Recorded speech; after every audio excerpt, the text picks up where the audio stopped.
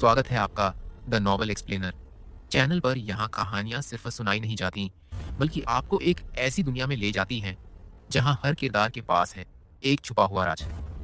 कभी अरबपतियों की अनकही दास्तान, कभी फैंटेसी और रहस्यमयी ताकतों का खेल, और कभी ऐसा सस्पेंस जो आपकी धड़कनें बढ़ा देगा। हर एपिसोड में मिलेगा नया ट्विस्ट, नया रोमांच और ड्रामा का ऐसा तूफान जो आपको आखिरी तक बांधे रखेगा। तो तैयार हो जाइए, क्योंकि अब शुरू होती है वो कहानियां जो आपकी कल्पना से कहीं आगे हैं। चैप्टर 541 उजाड़ जाति की रानी।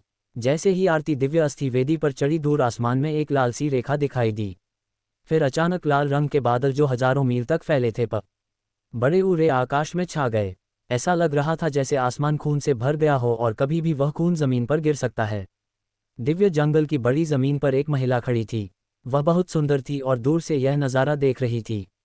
उसका चेहरा आरती से मिलता जुलता था, लेकिन वह ज्यादा परिपक्व और गंभीर लग रही थी। वह महिला चुपचाप आरती को देख रही थी और उसके दिल को शांति नहीं मिल रही थी। बहुत लंबे समय से उजाड़ जाति पर एक जिम्मेदारी थी, लेकिन न समय के साथ उनका खून कमजोर होता गया। अब उनके पास पहले जैसी ताकत नहीं बची थी। हर पीढ़ी के उजाड़ राजा को दिव्य अस्थि वेदी की परीक्षा से गुजरना पड़ता था ताकि वे अपने प्राचीन खून को जागृत कर सकें। लेकिन हर कोई इसमें सफल नहीं होता। ये जागृति भी अलग अलग स्तर की होती है, जैसे शुरुआत की जागृति, गहरी जागृति और पूरी तरह की जागृति। इनमें बहुत अंतर होता है। पिछले लाखों सालों में बहुत कम ही ऐसे उजाड़ राजा हुए जिन्होंने अपने खून को गहरे स्तर तक जगा पाए हों। शायद इसकी वजह यह है कि अब वेदी में पहले जैसी शक्ति नहीं रही। कई हजार साल पहले एक महिला जिसने उजाड़ जाति की अगुवाई की, उसने अपने खून को गहरे स्तर तक जगा लिया था। वह बहुत ताकतवर और समझदार नेता थी, लेकिन 20 साल के होने से पहले एक हादसे में वह बुरी तरह घायल हो गई थी, जिससे उसका खून कमजोर हो गया। अब भले ही वह ताकतवर हो, लेकिन वह उजाड़ जाति की पवित्र आत्मा को नहीं जगा सकती, और यही आत्मा उनके जाति की पहचान थी। अगर पवित्र आत्मा नहीं रही तो उजाड़ जाति कभी भी खत्म हो सकती है। इसलिए आरती को 20 साल की उम्र से पहले ही वेदी पर चढ़ना पड़ा। ये बहुत मुश्किल काम था, लेकिन अब उनके पास समय नहीं बचा था। रानी जी, आप क्यों चिंतित हैं? पास खड़े एक युवक ने पूछा। वह वही था जो अपनी सेना को दिव्य शहर तक लाया था और जिसने अर्जुन को बचाया था। महिला ने सिर हिलाया और कहा, मैं चिंता में हूं और दुखी भी। आरती मुझसे छोटी थी और बचपन से ही मुझसे दूर रही। उसने आम लोगों की तरह कठिन जीवन जिया। जब वह दोबारा मेरे पास आई तो मैं उसे प्यार भी नहीं दे पाई। अब मुझे उसे वेदी तक ले जाना पड़ा ताकि वह हमारी जाति का बोझ उठा सके। आरती का शरीर खास है। वह छोटी है, लेकिन वह पवित्र आत्मा की पहचान पा सकती है और उजाड़ जाति की रानी बन सकती है। फिर भी मुझे उसके दिल के दर्द की चिंता रहती है। महिला की बात सुनकर शेपर्ड बॉय थोड़ी देर चुप रहा, फिर सोच समझकर बोला, रानी, मुझे लगता है कि राजा को सच्चाई का सामना करना चाहिए। वह लड़का अर्जुन उत्तराधिकारी के दिल से कभी गया ही नहीं। उनके अलग होने के बाद से उत्तराध छोटी इकारी शायद ही कभी मुस्कुराई है। महिला ने धीरे से सिर हिलाया और बोली, अर्जुन, मैं भी उसके बारे में कुछ बातें जानती हूँ। अगर वह कोई साधारण लड़का होता तो उसे यहाँ लाकर आरती से मिलवाने में कोई दिक्कत नहीं होती, लेकिन वह बच्चा खास है। वह चुपचाप उजाड़ जाति में रह नहीं पाएगा। मुझे यकीन है कि वह भविष्य में बहुत कुछ बदलेगा। अगर आरती ने उससे ज्यादा रिश्ता जोड़ लिया तो हो सकता है कि वह मुसीबत लेकर आए। मैंने भी एक समय अकेले चलने का फैसला लिया था और उसका नतीजा भुगता। कुछ चीजें हम चाहें तो भी टाल नहीं सकते। इतना कहकर महिला ने एक गहरी सांस ली। उस वक्त आरती पहले ही दिव्य अस्थि वेदी के ऊपर पहुंच चुकी थी। उसने अपन बड़ी ही हड्डी की बेंत को ऊपर उठाया। उसकी लंबी आस्तीन नीचे लटक रही थी, जिससे उसकी गोरी और पतली बांह दिख रही थी। लाल बादलों के बीच वह बहुत सुंदर लग रही थी। तेज हवा चलने लगी। आरती के लंबे बाल और उसका लाल लबादा उड़ने लगे। अचानक एक ठंडी और भारी हवा पूरे इलाके में फैल गई। जैसे ही यह आभा फैली, सारे जानवर डर कर कांपने लगे। उन्होंने सिर उठाकर वेदी की ओर देखा। हवा की आवाज तेज हो गई, जैसे गड़गड़ाहट हो। लाल बादल घूमने लगे, जैसे आसमान में लहरें चल रही हों। आरती की टोपी हवा में फड़फड़ा रही थी। वह बेंत को आकाश की ओर कर रही थी, मानो हवा से कह रही हो कि उसे ऊपर ले चले। धीरे धीरे सारे लाल बादल वेदी की ओर आने लगे। उनमें एक बड़ा लाल भंवर बन गया और उसमें बहुत सारी ताकत इकट्ठी होने लगी। आरती का चेहरा गंभीर था। उसके शरीर का खून गर्म हो गया था, जैसे कोई प्राचीन ताकत जाग रही हो। उसके माथे पर 3 चमकते हुए लाल बिंदु दिखाई देने लगे। आसमान से बादल उसके ऊपर घूमने लगे, जैसे कोई बड़ा तूफान आ रहा हो। उसने उजाड़ जाति के पुराने मंत्र गाने शुरू किए। उन मंत्रों के शब्द लाल रंग की रोशनी में बदल गए और उसके चारों तरफ घूमने लगे। उसकी बेद बड़ी ही अब चमकने लगी थी। फिर अचानक आसमान से लाल बादल उसके ऊपर गिर पड़े।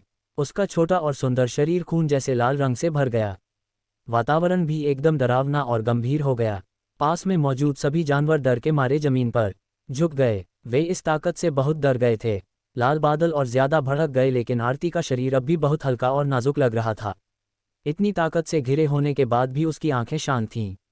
वह न उजाड़ जाति के बारे में सोच रही थी, न ही अपने जागते हुए वंश के बारे में। वह तो बस अपने पुराने दिनों को याद कर रही थी।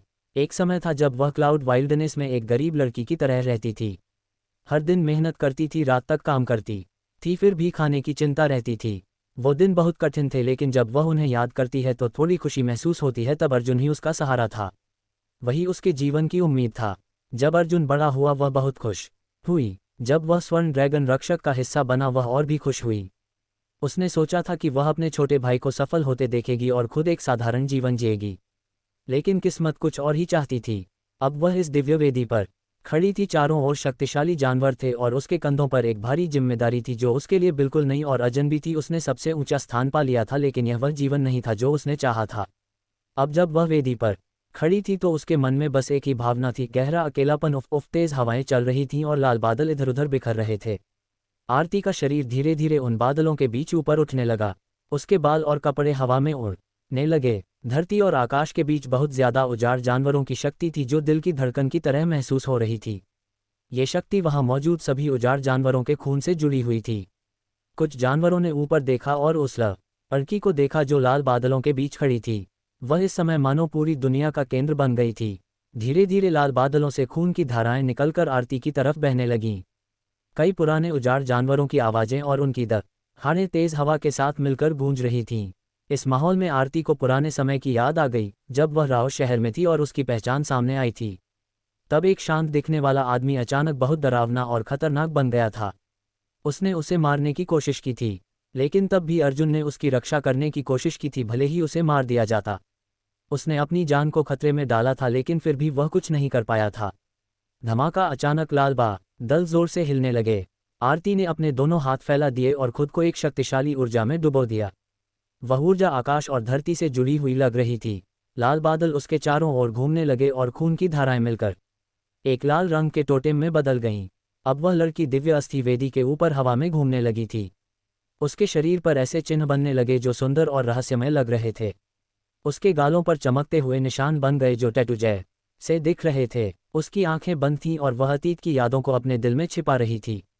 फिर उसने अपनी आंखें खोलीं और उसमें एक बिजली जैसी चमक थी। पापा! उसने अपनी हड्डी की छड़ी को हवा में टैप किया। हर बार टैप करने पर लाल बादलों में गड़गड़ाहट की आवाज़ गूंजने लगी। इस समय उसका खून गर्म हो गया था और उसमें बह रही ऊर्जा अब आकाश और धरती की शक्ति से मिल चुकी थी। धमाका! लाल बादल एकदम चारों तरफ फैल गए। हवा अचानक रुक गई और उजाड़ की शक्ति भी शांत हो गई। आकाश नीला और साफ दिखने लगा। सभी जानवर चुपचाप जमीन पर गिर पड़े। कुछ जानवर तो डर के मारे कांपने लगे। फिर आकाश में आरती के पीछे दो विशाल लाल आंखें दिखाई दीं। ये आंखें आकाश में किसी खिड़की की तरह लग रही थीं। वे लंबी थीं और उनमें कोई भाव नहीं था, बस एक ठंडी नज़र। जैसे ही ये आंखें दिखाई दी, आरती की आंखें भी लाल हो गईं। उसकी नज़रों से मिलने पर जानवर डर के मारे सिर छोटे ऊका लेते थे। सभी जानवर चाहे पास हों या दूर, आरती और उसके पीछे की इन बड़ी लाल आंखों के सामने झुक गए। पवित्र आत्मा दूर खड़ी एक सुंदर महिला ये देखकर हैरान रह गई।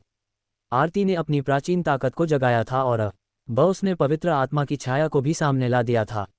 इसका मतलब था कि पवित्र आत्मा ने उसे स्वीकार कर लिया था।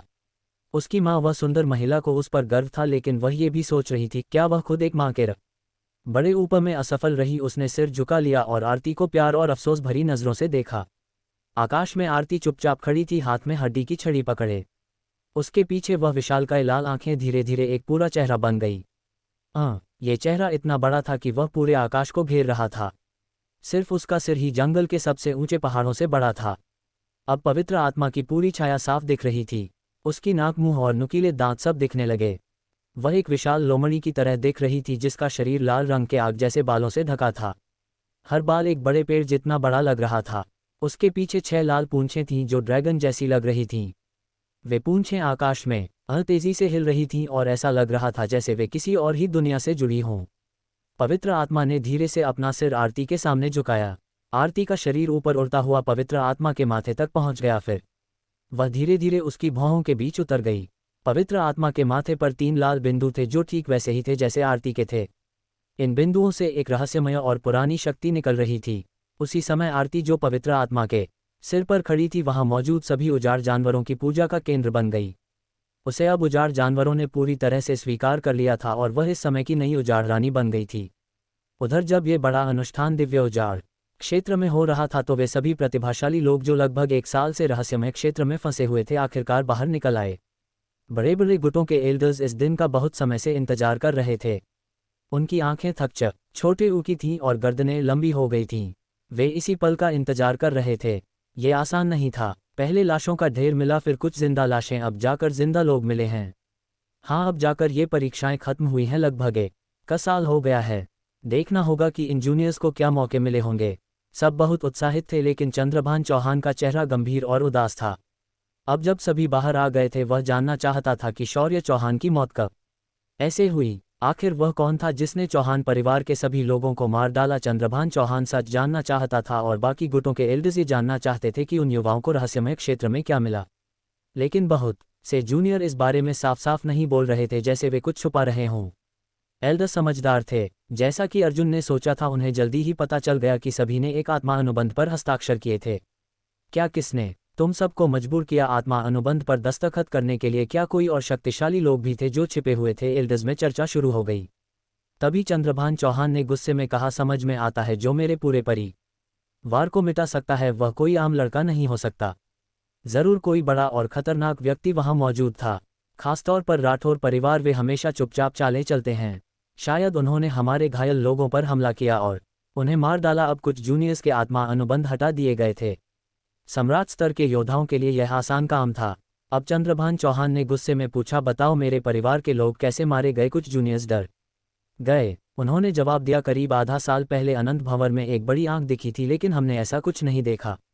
जहां तक शौर्य चौहान की मौत की बात है, एक जूनियर बोला, उसे अर्जुन ने मारा था। उसने तीर चलाया, फिर तलवार से वार किया और वो मर गया। बाकी लोगों को भी अर्जुन ने तीर से मारा। हाँ, नमन चौहान को अर्जुन ने नहीं मारा था। जब वह छिपकर हमला करना चाहता था तो मानसी राठौर ने उसे मार दिया। और भी लोग थे, ली फायर से कट, उन्हें भी मानसी ने मारा। ये सुनते ही चंद्रभान चौहान का गुस्से से चेहरा लाल हो गया। उसकी आंखें बाहर निकल आईं। बाकी एल्डर्स हैरान थे। कई लोग एक ही बात कह रहे थे। इसका मतलब यही था कि यह सब सच था। शौर्य चौहान को अर्जुन ने मार डाला था। क्या कहा तुमने? चंद्रभान चौहान चिल्लाया। कुछ जूनियर्स डर के मारे पीछे हट गए। वे बोले, हमने जो कहा वो सच है। शौर्य चौहान को अर्जुन ने मारा। बाकी लोगों को भी उसने ही मारा। बाकी बातें आप दाव सीट वाले लोगों से पूछ सकते हैं, उन्होंने सब कुछ अच्छे से देखा था। चंद्रभान चौहान की शक्ल डरावनी हो गई थी। हर किसी से पूछने पर वही जवाब मिला।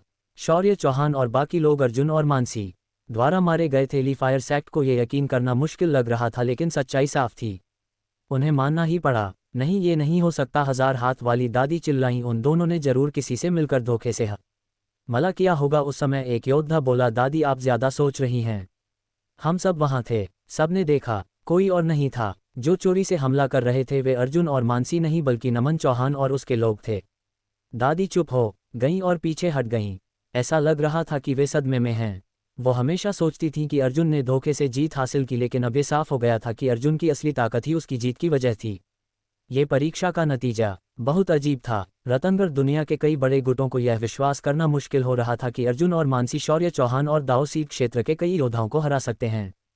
जब कई युवा प्रतिभाशाली लोगों से उनके परिवार के बड़े बुजुर्गों ने सच्चाई पूछी तो उन्होंने महान महारानी के रहस्यमय क्षेत्र में हुई सारी घटनाएं बतानी शुरू की।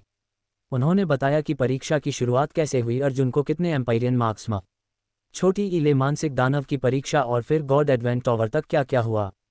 जब सबको ये पता चला कि काले पत्थर के मैदान में महान महारानी ने नाइट से लेकर पवित्र देवता तक की रैंकिंग तय की थी तो सभी हैरान रह गए। कई गुटों को यह मानना बहुत मुश्किल लगा कि जिन प्रतिभाओं को उन्होंने बहुत मेहनत से तैयार किया था वे महारानी की नज़र में बहुत कमज़ोर थीं। कुछ तो सबसे निचली रैंक भी नहीं पा सके। इससे बहुत से लोगों को एहसास हुआ कि महान महारानी का रहस्यमय क्षेत्र कितना कठिन है। फिर भी सबको ये जानकर बहुत हैरानी हुई कि अर्जुन और मानसी ने गॉड एडवेंट टॉवर के अंदर महारानी की पहचान पाए और उनकी विरासत का एक हिस्सा हासिल कर लिया। ये सुनकर सबको यकीन नहीं हो रहा था। और लग रहा था कि उन दोनों को महारानी की विरासत पहले ही मिल चुकी थी, नहीं तो उनकी ताकत इतनी जल्दी कैसे बढ़ती। सोचने की बात है, जितनी बड़ी विरासत होती है उसे पाना उतना ही मुश्किल होता है। लेकिन अर्जुन और मानसी को यह विरासत सिर्फ आधे साल पहले मिली थी, फिर भी वे इतनी जल्दी इसे कैसे अपना पाए। अब हम अपने परिवार लौटते हैं, एक एल्डर ने गंभीरता से कहा। कई एल्डर्स अर्जुन और मानसी से जलने लगे थे। उन्होंने बहुत मेहनत की थी, अपने सबसे होशियार लोगों को परीक्षा में भेजा था, लेकिन उन्हें कुछ भी नहीं मिला। इससे वे निराश हो गए। अब वहां रुकने का कोई फायदा नहीं था। कई गुटों के लोग वापस चल गए, लेकिन कुछ परिवार अभी भी वहां रह गए थे, क्योंकि वे महारानी के रहस्यमय क्षेत्र पर नजर रखे हुए थे। उन्होंने चुपचाप अपने लोगों को वहां निगरानी के लिए भेज दिया, ताकि वे देख सकें कि क्या अर्जुन का कोई पथ आ चलता है। भले ही उन्हें बताया गया था कि अर्जुन और मानसी 100 साल तक वहां एकांत में रहने वाले हैं, फिर भी कुछ परिवारों को शक था। उन्हें उम्मीद थी कि शायद किस्मत से कुछ हाथ लग जाए। आखिर पहरा देने में कोई बड़ा नुकसान नहीं था। उसी तरह चौहान परिवार भी वहां से जाने वाला नहीं था। चंद्रभान चौहान और उनकी कंपनी ने पहले ही सच्चाई को स्वीकार कर लिया था, लेकिन वे अभी भी गुस्से में थे और इसका कोई तरीका नहीं ढूंढ आ रहे थे। अर्जुन ने न केवल उनके परिवार की योजना को नाकाम किया था, बल्कि उसे महान महारानी के रहस्यमय क्षेत्र को सार्वजनिक करने के लिए भी मजबूर कर दिया था। उसने उनके सभी प्रमुख लोगों को भी खत्म कर दिया था। शौर्य चौहान, उनके परिवार के उत्तराधिकारी की भी दुखद मृत्यु हो गई। उनका नुकसान बहुत बड़ा था, जिसका वर्णन करना भी कठिन था। महान महारानी के रहस्यमय क्षेत्र के परीक्षण के लिए वे आयोजक थे, लेकिन वे सबसे बड़ हारने वाले बन गए थे। अर्जुन शेखावत, मानसी राठौर, चंद्रभान चौहान का चेहरा उदास था। उसने चुपचाप जो आभा छोड़ी, उससे आसपास का तूफान शांत हो गया।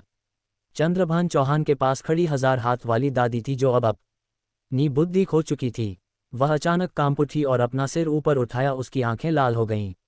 उसने कहा, राठौर परिवार को पहले से पता होना चाहिए था। यही वजह है कि वे समय से पहले वहां से चले गए। हमें उन्हें सजा देनी चाहिए। क्या मानसी और अर्जुन ने अन्य परिवारों के कई युवा कुलीनों को भी नहीं मारा? हम मिलकर राठौर परिवार पर हमला कर सकते हैं, उन्हें खत्म कर सकते हैं, उन्हें खत्म कर देना। चंद्रभान चौहान ने ठंडे स्वर में कहा। क्या तुमने नहीं सुना? अर्जुन और मानसी ने पहले ही कह दिया है कि उन्होंने रहस्यमय क्षेत्र में राठौर परिवार से अपना संबंध तोड़ लिया है। जब वे अपने क्षेत्र में लौटेंगे तो वे रक्षात्मक तैयारी करेंगे और कहेंगे कि वे अर्जुन और मानसी से संबंध तोड़ रहे हैं। राठौर परिवार के पास महान महारानी की विरासत नहीं होने के कारण दूसरों को उन पर हमला करने में मुश्किल होगी। अगर हम उन पर हमला करते हैं तो हमें बहुत नुकस आना होगा, और भविष्य में जब वे दोनों महान सम्राट बनेंगे तो वे वापस आ सकते हैं और हमसे हिसाब चुकता कर सकते हैं। तो क्या फ़ायदा है राठौर परिवार पर हमला करने का? चंद्रभान चौहान ने गहरी सांस ली। चौहान परिवार ने अपने कई प्रमुख लोगों को खो दिया था। अगर वे राठौर परिवार से युद्ध में उलझते हैं तो उन्हें और नुकसान होगा और उनका पतन भी हो सकता है। हालांकि चंद्रभान चौहान बहुत गुस्से में था, लेकिन उसने अपनी भावनाओं को नियंत्रण में रखा और परिवार के हितों को तौला। 1000 हाथ, कुछ लोगों को भेजो और इस क्षेत्र के चारों ओर पहरा दो। अर्जुन को अन्य रास्तों का पता होगा। अगर तुम उसे पकड़ सकती हो तो उसे बुरी तरह से सजा दो। चंद्रभान चौहान ने आदेश दिया।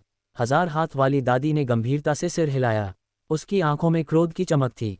कुछ समय बाद रतनगढ़ दुनिया में एक विशाल खाली जगह पर एक अकेला पहाड़ खड़ा था।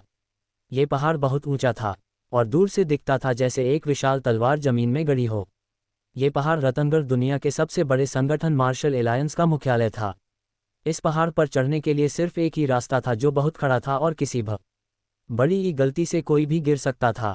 इस समय पहाड़ के रास्ते पर 2 छोटे आकार की आकृतियां तेजी से चढ़ रही थीं। एक युवक था जिसका चेहरा खून से सना हुआ था। दूसरे की चेस्ट में एक बड़ा छेद था और वह शौर्य चौहान था, जब वो अब मृत था। वे दोनों इन भूत थे जिन पर रक्त चंद्रमा का निशान था। 2 इन भूत पहाड़ की ओर दौड़ रहे थे। कभी भी वे मार्शल एलायंस के लोगों से मिलते थे, लेकिन अजीब बात यह थी कि कोई भी उन्हें देख नहीं पा रहा था, जैसे वे थे ही नहीं। मार्शल एलायंस का मुख्यालय उस पहाड़ के अंत में स्थित था। वह मुख्यालय एक शानदार पत्थर का टॉवर था जो बहुत ऊंचा था और काले बादलों से घिरा हुआ था जो बिजली की गड़गड़ाहट कर रहे थे। दोन और ये भूत सीधे उस टॉवर के सबसे ऊपरी स्तर पर पहुंच गए। अंदर अंधेरा था और केवल एक छोटी सी मशाल से थोड़ी सी रोशनी थी। टॉवर के अंदर ऐसा महसूस हो रहा था जैसे बाहर की दुनिया और इस जगह के बीच कोई अंतर ही ना बड़ी यह हो। यहाँ न समय था, न जीवन और न ही अंतरिक्ष की कोई अवधारणा थी। सब कुछ जैसे रुक गया था। जब दोनों इन भूत अंदर गए तो उन्होंने घुटनों के बल बैठकर कहा, लॉर्ड पवित्र राजदूत, हम अपनी जिम्मेदारी में असफल रहे हैं, कृपया हमें दंडित करें। वे चुपचाप बैठे रहे। उस हॉल के अंदर एक लंबा व्यक्ति खड़ा था जो काले कपड़े पहने हुए था। उसकी आंखों से उसका चेहरा छिपा हुआ था, लेकिन उसके माथे पर एक लाल निशान था जैसे जलती हुई लौ। और निकल रही हो। अगर रतनगढ़ दुनिया के बड़े गुटों के लोग यहाँ होते तो वे तुरंत पहचान जाते कि वह मार्शल एलायंस का एलायंस लीडर था जिसकी शक्ति अत्यधिक थी। वह रतनगढ़ दुनिया में कई गुटों का नेतृत्व करता था। एलायंस लीडर ने कहा, तुम दोनों इतनी जल्दी में क्यों आए? यहाँ कई मानव विशेषज्ञ हैं। तुम्हारा ये इंस्पेक्टर जादू भी उन्हें आसानी से पकड़ सकता था और इससे संदेह पैदा हो सकता था। दोनों यिन भूतों ने कहा, पवित्र राज दूत, हमें क्षमा करें, घटनाओं के अचानक बदलाव के कारण हमें जल्दी से यह रिपोर्ट देना पड़ा। इस दिव्य गुरु का नाम सुनते ही दोनों यिन भूत और भी अधिक डर गए। उनके लिए दिव्य गुरु एक किंवदंती थे और वे केवल काले वस्त्रों वाले पवित्र राजदूत से मिलने का हक रखते थे। पवित्र राजदूत ने शांति से सुना और फिर कहा, तुम दोनों ने ब्लैक स्पेक्टर की मदद से महान महारानी रहस्यवादी क्षेत्र में प्रवेश किया था और अब ब्लैक स्पेक्टर की आत्मा पहले ही टूट चुकी है। क्या हुआ? दोनों यिन भूतों ने सब कुछ बता दिया कि क्या हुआ था और पवित्र राजदूत ने चुपचाप सुना। जब उन्होंने सुना कि अर्जुन और मानसी ने महान महारानी रहस्यमयी क्षेत्र की मान्यता प्राप्त की है और उनके पास महान महारानी की विरासत का एक हिस्सा है, तो उनकी अभिव्यक्ति बदल गई। वह महिला उत्तराधिकारी खोजने में सफल रही, हम फिर बेकार है।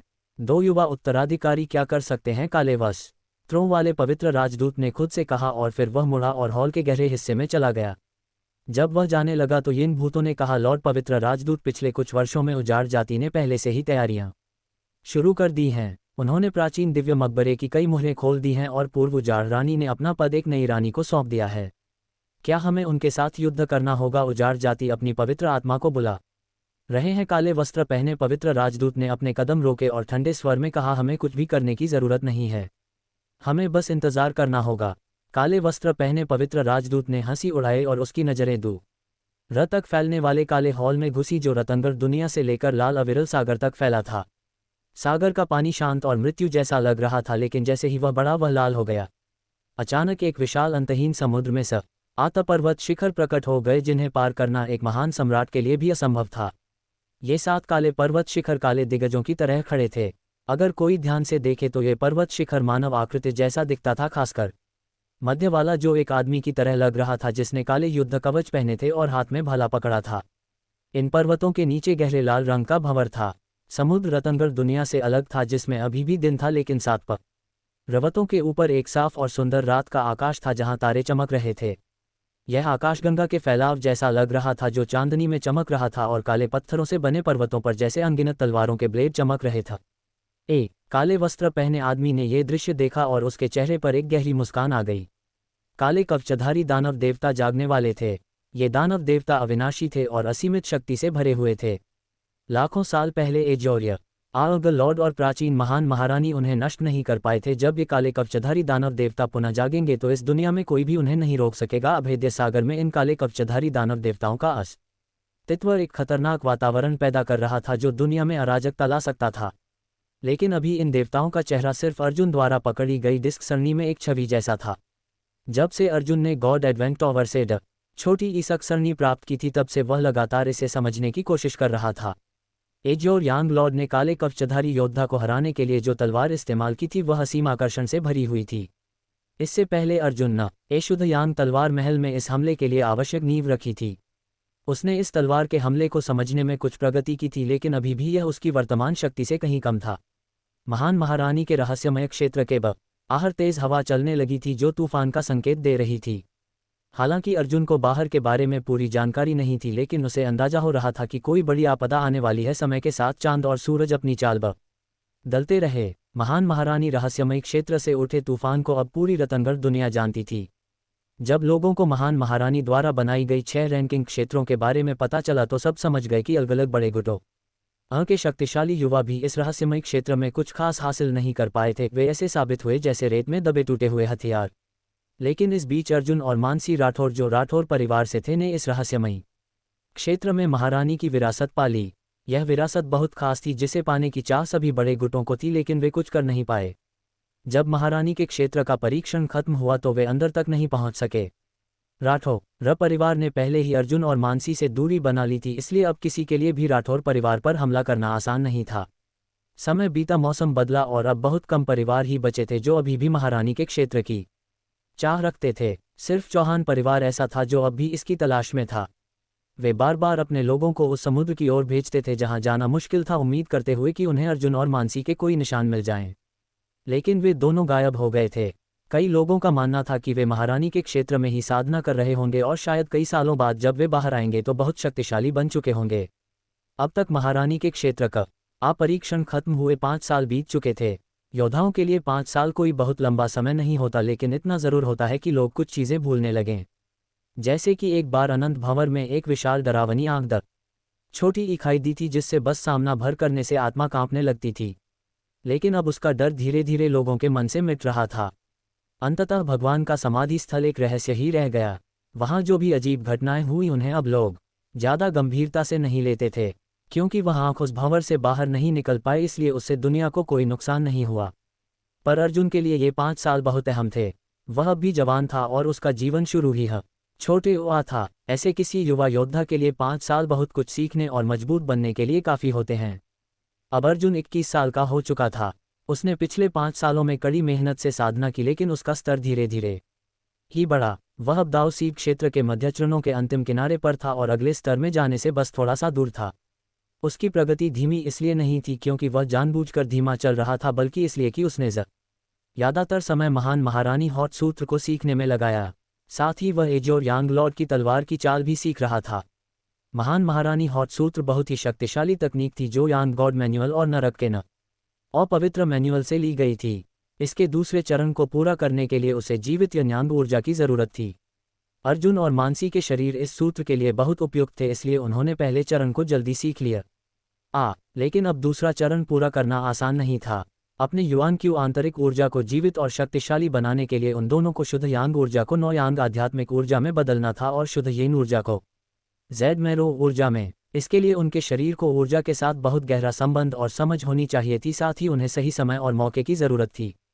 अर्जुन और मानसी के पास समझ की कमी नहीं थी, लेकिन सही अवसर पाना आसान नहीं होता। इसके लिए उन्हें एक विशेष मानसिक जागरूकता की ज़रूरत थी जो केवल ढूंढने से नहीं मिलती। जब वे दोनों नौ यांग और ज़ेड मैरो ऊर्जा हासिल कर लेते तब वे महान महारानी हॉट सूत्र का तीसरा चरण शुरू कर सकते थे। लेकिन ये चरण पहले से भी कठिन था। इसमें उन्हें पूरी तरह से एक होना होता था। उनके शरीर एक दूसरे की ऊर्जा को स्वाभाविक रूप से खींचते थे। जितना ज़्यादा वे साधना करते उनकी आंतरिक ऊर्जा उतनी ही गहरी होती जाती। जब वे आखिरी कदम उठाते तब उन्हें उसका बहुत बड़ा लाभ मिलता। इस समय अर्जुन एक लावा के तालाब के ऊपर हवा में लटक रहा था। उसका एक पैर मुड़ा हुआ था और दूसरा लाल कमल के फूल पर हल्के से रखा हुआ था। वह धीरे धीरे शुद्ध यांग ऊर्जा को सांस के जरिए अपने शरीर में ले रहा था। दूसरी ओर मानसी बर्फ के बिस्तर पर ध्यान में बैठी हुई थी। वह दूर रहकर भी अर्जुन के साथ एक ऊर्जा संबंध में जुड़ी हुई थी। यिन और यांग की ऊर्जा उनके शरीरों के बीच बह रही थी। अर्जुन ने अपने हाथ धीरे से ऊपर उठाए। उसके शरीर के चारों ओर 2 चमकदार धब्बे घूमने लगे, एक सुनहरा और एक नीला। ये यिन और यांग ऊर्जा थे। अकेले यिन से जीवन नहीं बनता और अकेला यांग बढ़ने नहीं देता। पिछले 5 सालों में अर्जुन ने दोनों की साधना शुरू कर दी थी। ये दोनों ऊर्जा के धब्बे बदलते रहते थे। यांग ऊर्जा ज़्यादा शक्तिशाली थी। वह कभी गोल्डन क्रो, कभी पानी के ड्रैगन, काले कछुए, उड़ते नाग, बाघ या चील का रूप ले लेती थी। ये सब जीवन के प्रतीक थे। यह ऊर्जा जीवन को जन्म देने की दिशा में पहला कदम था। इन 5 सालों में अर्जुन ने जो रेडियंट सूर्य क्यू साधा था वह अब महान महारानी हॉट सूत्र की यांग ऊर्जा में बदल चुका था और नौ यांग ऊर्जा की नींव बन गया था। लेकिन फिर भी वह आखिरी कदम उठाने में सफल नहीं हो पाया था। उसने कई बार कोशिश की थी, लेकिन हर बार रुकावट आए। जब ऐसा होता है तो योद्धा अक्सर यात्रा पर निकलते हैं। युवा योद्धाओं को केवल एक ही जगह बैठकर साधना नहीं करनी चाहिए, वरना वे प्रगति में रुक जाते हैं। जब कोई बाधा आती है तो यात्रा या किसी रहस्यमय जगह पर जाकर कभी उन्हें ऐसा मौका मिल जाता है जिससे एक ही झटके में प्रगति हो सकती है। अब 5 साल बीतने के बाद ऐसी ही एक घटना सामने आने लगी थी। अर्जुन और मानसी इतने सालों में अभी भी महान महारानी रहस्यमय क्षेत्र में ही थे। वे इसे छोड़ नहीं सकते थे जब तक कि महान महारानी हॉट सूत्र के दूसरे चरण में पूरी तरह पारंगत न हो जाएं। बाहर की यात्रा न कर पाने के कारण अर्जुन केवल गॉड एडवेंट टॉवर के अंदर ही घूम सकता था। उसके पास एज और यांग टोकन था जिससे वह टॉवर के दूसरे स्तर के जंगलों या चौथे स्तर के बर्फीले मैदानों में जा सकता था। वे दोनों कई बार इन जगहों पर जा चुके थे, लेकिन उन्हें कोई खास लाभ नहीं हुआ। आज वे टॉवर का तीसरे स्तर पर आए। ये जगह एक बड़ा हॉल था जहां बहुत सी साधना की तकनीकें रखी थीं। वे पहले भी यहां आ चुके थे और कुछ तकनीकें चुनी थीं, लेकिन आज जब वे यहां पहुंचे तो उनके कदम रुक गए। अरे ये तो उनके सामने हॉल की दीवारों पर 2 चित्र लगे थे। एक चित्र एक महिला का था, महान महारानी उसने सादा वस्त्र पहना था और केवल उसकी पीठ दिखाई दे रही थी। वह नंगे पैर हवा में चल रही थी और उसके हर कदम पर बर्फ के कमल खिल रहे थे। दूसरा चित्र एजोर यांगलॉर्ड का था। वह एक पेड़ से पीठ टिकाकर जमीन पर बैठा था, शराब पी रहा था और उसकी तलवार खून से सनी जमीन में गड़ी हुई थी। दोनों चित्र बिल्कुल अलग थे, एक सुंदर शांत और दूसर अस्त व्यस्त, लेकिन दोनों को साथ देखकर अजीब सी अनुभूति हो रही थी। उन दोनों को उन्हें देखकर कुछ याद आया और उस पल उन्हें भीतर से कुछ नया समझ में आया। प्राचीन महान महारानी के चित्र में जो रेखाएं बनाई गई थी वे बहुत ही सुंदर और सटीक थीं। चित्र की शैली देखने में बहुत सुंदर लग रही थी, जैसे किसी खास और हुनरमंद महिला ने इसे बहुत ध्यान से थोड़ा थोड़ा करके बनाया हो। वहीं एजोर यांगलॉर्ड के चित्र में जो रेखाएं थी वे मोटी और असावधानी से खींची गई लग रही थीं। ये चित्र ऐसा लग रहा था जैसे किसी लापरवाह चित्रकार ने शराब पीने के बाद इसे बिना सोचे समझे बना दिया हो। दोनों चित्रों की शैली एक दूसरे से बिल्कुल अलग थी और साफ पता चल रहा था कि इन्हें दो अलग लोगों ने बनाया है। जब अर्जुन और मानसी ने गॉड एडवेंट टॉवर में प्रवेश किया तो उन्होंने ये दोनों चित्र देखे थे। उस समय उन्हें इन चित्रों में कुछ खास महसूस हुआ और वे इनके सामने बैठकर सोचने लगे। इससे उन्हें कई नई बातें समझ में आई थी। लेकिन आज जब उन दोनों ने महान महारानी हॉट सूत्र की साधना की थी और फिर से इन चित्रों को देखा तो उन्हें पहले से बिल्कुल अलग अनुभव हुआ। अर्जुन को लगा कि शायद ये चित्र प्राचीन महारानी और एजोर यांगलॉर्ड ने खुद बनाए होंगे। उनके द्वारा खींची गई रेखाओं में उनकी साधना की विशेष बातें छुपी हुई थीं। जब अर्जुन ने इन चित्रों को देखा तो वह खुद ही उनमें खो गया और ध्यान की स्थिति में चला गया। फिर उसने एक विशाल समुद्र का दृश्य देखा जिसमें एजोर यांगलॉर्ड हाथ में तलवार लेकर हवा में उड़ रहा था। एजोर यांगलॉर्ड के एक हाथ में शराब की एक छोटी बोतल थी और दूसरे हाथ में तलवार। वह एक काले कवच वाले योद्धा पर हमला कर रहा था जिससे आकाश में ऊर्जा की एक तेज किरण चमकी। इस बार जो दृश्य अर्जुन ने देखा वह पहले डिस्क सरणी में दिखे दृश्यों से कहीं ज्यादा साफ और जीवंत था। ऐसा लग रहा था जैसे सब कुछ उसकी आंखों के सामने हो रहा हो। ये हमला इतना शक्तिशाली था कि समुद्र दो भागों में बंट गया और राक्षसों और देवताओं दोनों को नष्ट कर दिया। लेकिन जैसे ही अर्जुन तलवार के हमले को समझने की कोशिश कर रहा था, अचानक वह एजोर यांगलॉर्ड जिसने उस योद्धा को मारा था उसे कुछ महसूस हुआ और वह पलटकर देखने लगा। वह सीधा अर्जुन की तरफ देख रहा था। फिर वह इतनी जोर से हंसा कि पूरी दुनिया में उसकी हंसी गूंज उठी। ये दृश्य पहले कभी नहीं देखा गया था। उसकी वह नज़र अर्जुन को बेचैन कर गई और उसका दिमाग पूरी तरह से खाली हो गया। उसके सामने का समुद्र धुंधला हो गया। उसके विचार समय और स्थान के पार चले गए, इतिहास की गहराई में उतरते हुए, जब तक कि वह एक रहस्यमयी दुनिया में नहीं पहुंच गया। एक बार एक प्राचीन दिव्य साम्राज्य में एक बहुत ही भव्य महल था जो बादलों से भी ऊंचा था। उस महल का बड़ी ही दीवारों पर सूरज, चांद और सितारों की तस्वीरें बनी हुई थीं। ये महल बहुत ही शाही और अद्भुत लग रहा था। महल के सामने चौक में दोनों ओर सुनहरे कवच पहने पहरेदार खड़े थे। वे बहुत शांत और मजबूत दिखाई दे रहे थे, जैसे सोने के टावा हों। उनकी मौजूदगी से एक डर और दबाव जैसा महसूस हो रहा था। अर्जुन अचानक इस अजीब दुनिया में आ गया था। ये बदलाव उसके लिए बहुत चौंकाने वाला था। उसने जब उन शक्तिशाली रक्षकों को देखा तो वह डर गया। इन रक्षकों की शक्ति बहुत ज्यादा थी, लेकिन हैरानी की बात यह थी कि ये गार्ड उसकी मौजूदगी को देख ही नहीं पा रहे थे। तभी एक जोरदार ड्रैगन की दहाड़ सुनाई दी। उसने देखा कि 12 पानी जैसे ड्रैगन एक हरे रंग की जेड स्पिरिट एयरशिप को खींच रहे थे। एयरशिप धीरे धीरे नीचे उतरी और उसमें से 4 महल की महिलाएं बाहर आईं। उन्होंने पर्दा हटाया और एक सुंदर महिला एक छोटे से बच्चे को गोद में लिए हुए बाहर निकली। वह बच्चा मोटा था और उसकी आंखें चमक रही थीं जैसे वह बहुत समझदार हो। अर्जुन को वह बच्चा देखकर बहुत अजीब लगा। उसे महसूस हुआ कि वह बच्चा उसी जैसा है जैसे वह खुद ही वह बच्चा हो। मैं ये सब क्यों देख रहा हूँ, उसने सोचा। अर्जुन चुपचाप सब देखता रहा। वह शानदार महल, शक्तिशाली रक्षक और वे ड्रैगन जो हवाई जहाज खींच रहे थे, और वह सुंदर महिला जो बच्चे को लेकर जा रही थी। देखने से ही लगता था कि यह कोई देवताओं की छोटे ऊनिया है। वह महिला और बच्चा दोनों बहुत खास और ऊंचे कुल के लग रहे थे, जैसे भगवान ने उन्हें आशीर्वाद दिया हो। अर्जुन को ऐसा महसूस हुआ जैसे वह किसी और जीवन में पहुंच गया हो। यह अनुभव कुछ वैसा ही था जैसे भले वह किसी मानसिक परीक्षा में गया हो।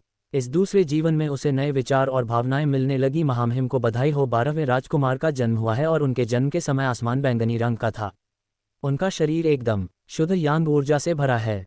वह बहुत ही प्रतिभाशाली हैं और भविष्य में बहुत ऊंचाइयां छुएंगे। राजा की समझदारी से हमारा कियान राजवंश अभी अपने सबसे अच्छे समय में है। सभी जगह से लोग श्रद्धांजलि भेज रहे हैं। हर राजकुमार और उनकी संतानें बहुत ही सम्मानित हैं। अब जब 12वें राजकुमार के साथ ऋषियों के लक्षण दिखाई दे रहे हैं तो हमारा राजवंश और भी महान बनने वाला है। इन अधिकारियों की आवाजें अर्जुन के कानों में गूंज रही थीं। अब अर्जुन खुद उस महिला की गोद वाले बच्चे में बदल चुका था। वह अब उस बच्चे की आंखों से ये सब देख रहा था। महल के बड़े हॉल में सिंहासन पर एक महान राजा बैठा था। उसका चेहरा साफ नहीं दिख रहा था, लेकिन उसके शरीर से बहुत तेज रोशनी निकल रही थी, जैसे सूरज की किरणें हों। लोग उसकी ओर सीधा नहीं देख पा रहे थे। वह राजा हंसा। वह 12वें राजकुमार के जन्म से बहुत खुश था। उसे उस बच्चे से बड़ी उम्मीदें थीं। समय बड़ी ईतने लगा और वह बच्चा धीरे धीरे बड़ा होने लगा। धीरे धीरे अर्जुन सिर्फ एक देखने वाला नहीं रहा, वह खुद उस बच्चे में बदल गया और अब उस बच्चे का जीवन जीने लगा। उसने हर चीज़ को उसी की नज़र से देखा और महसूस किया। वह बच्चा लगातार मार्शल आर्ट की साधना करता रहा और उसने गहरे नामात्र विज्ञान के ज्ञान को समझा। जो भी साधना की तकनीक वह देखता वह उसे तुरंत समझ जाता और याद रखता। महान कियान राजवंश में कई ज़बरदस्त और शक्तिशाली लोग थे। उन्होंने उस बच्चे को हर तरह से सहायता दी और उसे आगे बढ़ने में मदद की। इससे बच्चे की शक्ति बहुत तेजी से बढ़ने लगी। वह अपनी उम्र के लोगों से कहीं ज़्यादा आगे निकल गया। सभी उसकी बहुत बड़ी ईर्ष्या करते थे। जन्म से लेकर बड़ा होने तक और युद्ध कला में अभ्यास करने तक उसका जीवन बहुत ही आसान और अच्छा रहा। वह एक शानदार जीवन जी रहा था। समय के साथ वह बड़ा हुआ। वह साफ सोच रखने वाला और आज़ाद मिजाज वाला था। उसने दुनिया के कई नायकों से दोस्ती की और सब उसकी इज्जत करते थे। कियान साम्राज्य में सम्राट की गद्दी खून के रिश्ते से नहीं मिलती थी, बल्कि जिसे सबसे योग्य माना जाता था वही सम्राट बनता था। लेकिन 12वां राजकुमार इतना योग्य था कि सबको साफ दिख रहा था कि वही अगला सम्राट बनेगा। फिर वर्तमान सम्राट ने गद्दी छोड़ दी और एकांत साधना में चले गए। इस तरह 12वें राजकुमार ने गद्दी संभाली और वह सबसे कम उम्र में सम्राट बनने वाला व्यक्ति बन गया। सम्राट बनने के 10वें साल उसकी मुलाकात एक ऐसी लड़की से हुई जो जैसे किस्मत में लिखी हुई थी। वह लड़की बहुत सुंदर और बुद्धिमान थी। वह राजवंश में जैसे चांद की तरह चमकती था। वह किसी छोटे से संप्रदाय से आई थी, लेकिन उसकी प्रतिभा ने सबको चौंका दिया। इतनी साधारण जगह से आकर भी वह इतनी गुणी थी, ये सबके लिए हैरानी की बात थी। उस समय 12वां राजकुमार अपनी जिंदगी के सबसे ऊंचे काम पर था। वह एक बड़े साम्राज्य का नेतृत्व कर रहा था और अपनी उम्र के किसी भी व्यक्ति से बहुत आगे था। दूसरी सुंदर और ताकतवर लड़कियां उसे पसंद करती थीं, लेकिन वह किसी में भी दिलचस्पी नहीं लेता था। लेकिन जब उसने उस लड़की को देखा वह तुरंत उससे प्रभावित हो गया। वह लड़की जैसे चांद की रोशनी की तरह प्यारी और शांत थी। उसका नाम युविका चंदेल था। वह बाकी लड़कियों से बिल्कुल अलग थी। उसकी साधारण पृष्ठभूमि ने उसे और भी खास बना दिया था। वह बहुत शांत और समझदार थी। उसमें अहंकार बिल्कुल नहीं था। उसके चेहरे पर हमेशा एक प्यारी मुस्कान रहती थी, जैसे वसंत की हवा हो।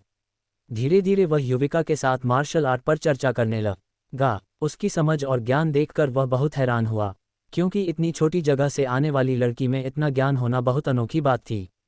इस तरह वह अनजाने में ही युविक चंदेल से बहुत गहरे प्यार में पड़ गया।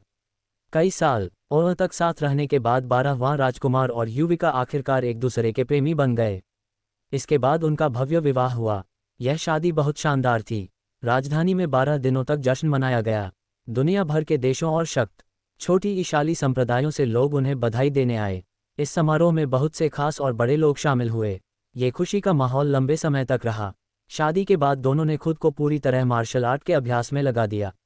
युविका अपनी पिछली सीमित स्थिति के कारण संसाधनों की कमी से जूझती थी, लेकिन अब 12वें राजकुमार से शादी होने के बाद उसके पास सब कुछ था: अच्छे शिक्षक, बढ़िया साधन और महान विरासत। अब वह सबसे बेहतरीन तकनीक सीख सकती थी और सबसे अच्छे संसाधनों का उपयोग कर सकती थी। यहाँ तक कि उसका पुराना छोटा संप्रदाय भी अब बहुत बड़ा और प्रसिद्ध हो गया। वह ग्रेट कियान राजवंश का सबसे ऊंचा संप्रदाय बन गया। युविका पहले से ही बहुत प्रतिभाशाली थी। अब जब उसे सब कुछ मिल गया तो उसकी शक्ति बहुत तेजी से बढ़ी। वह अपनी उम्र की सभी लड़कियों से कहीं आगे निकल गई और एक स्वर्ग की बेटी कहलाने लगी।